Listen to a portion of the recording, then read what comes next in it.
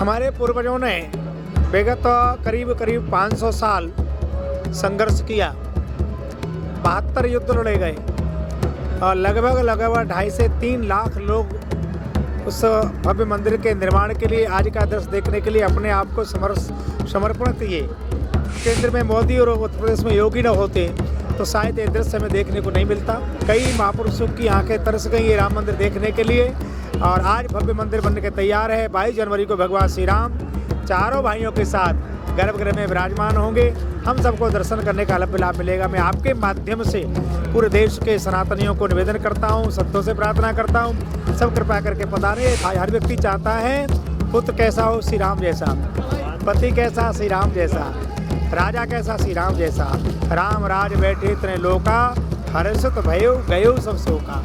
एक नई चेतना देगा और मैं इसके लिए योगी जी और मोदी जी को दोनों को बहुत बहुत बधाई देता हूँ। यथा राजा तथा प्रजा।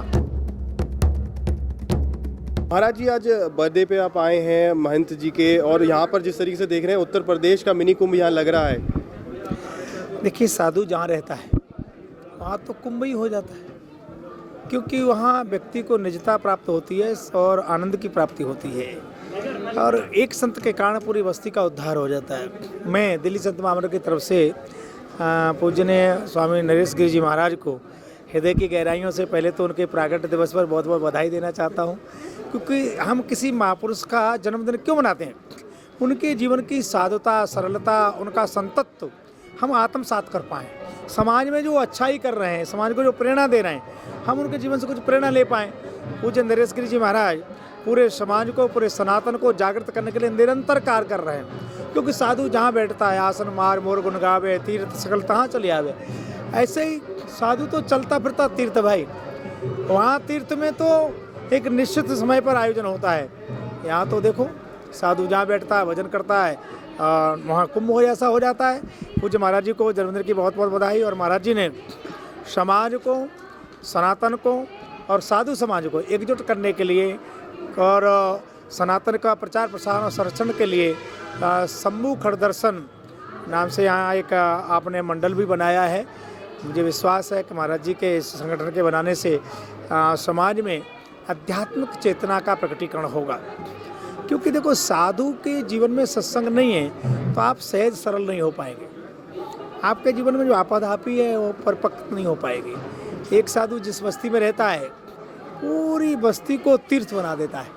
ऐसे ही परम पूज्य श्री नरेश गिरि जी महाराज ने इस आश्रम को, इस बस्ती को, यह क्षेत्र को तीर्थ बना दिया है, क्योंकि साधु जहाँ बैठ के परमार्थ करता है, भजन करता है, जप करता है, ध्यान धारणा करता है, यज्ञ करता है, किसके लिए करता है? समाज के लिए। साधु का तो समाज के लिए है। सब हम लोग तो घर में भी आरती पूजा करते तो क्या बोलते हो? विश्व का कल्याण हो। हमने कभी नहीं कहा केवल हिंदुओं का कल्याण हो, केवल भारत का कल्याण हो। हम विश्व का, क्योंकि वसुदेव कुटुंब की परिकल्पना केवल सनातन में है। उसी सनातन की परिकल्पना को आगे बढ़ा रहे हैं पूज्य नरेश गिरि जी महाराज। इनके गुरु भ्राता हैं पूज्यपाल महंत श्री सोमगिरि जी महाराज, हमारे दिल्ली संत महामंडल के पदाधिकारी हैं। दोनों महापुरुष हमें मार्गदर्शन देते हैं। मैं ग्राम बस्ती से भी कहूँगा कि साधु जिस बस्ती में रहता है वही उसका माई बाप, और साधु जिस बस्ती में रहता है उसका संरक्षण करता है, भगत प्रेरणा देता है। तो भगत, साधु और समाज दोनों एक होकर के इस देश को अध्यात्म चेतना प्रदान कर रहे हैं और निरंतर ये गंगा प्रभावित होती रहे ऐसी कामना करता हुआ पुनः महाराज जी को उनके जन्मदिन पर बहुत बहुत बधाई। स्वस्थ रहें, प्रसन्न रहें और निरंतर इसी प्रकार से भक्ति की, ज्ञान की गंगा निरंतर प्रभावित होती रहे ऐसी कामना करता हूँ। धन्यवाद।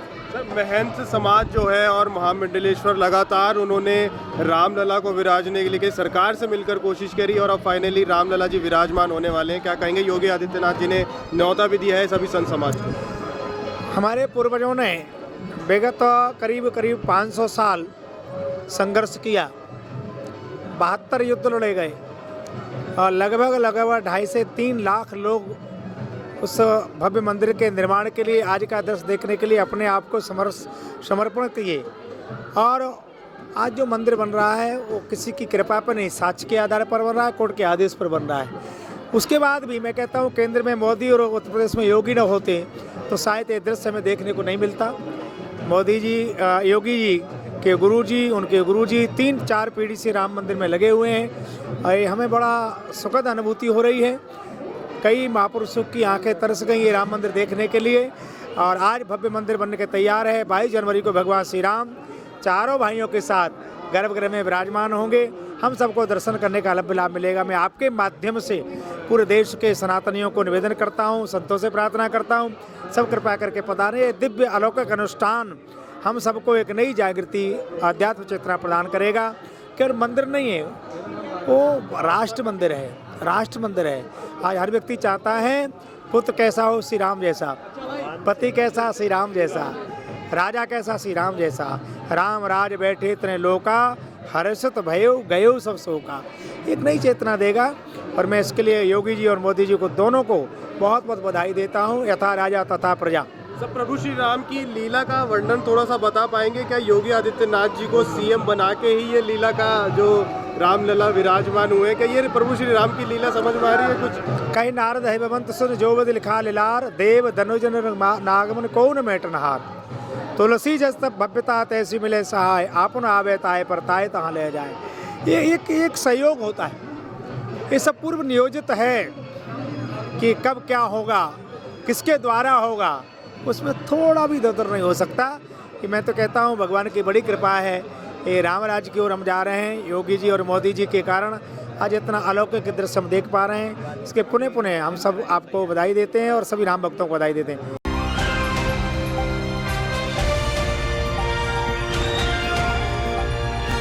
दिल्ली, हरियाणा, उत्तर प्रदेश, राजस्थान की हर खबर के साथ देखते रहिए न्यू इंडिया न्यूज़ नेटवर्क।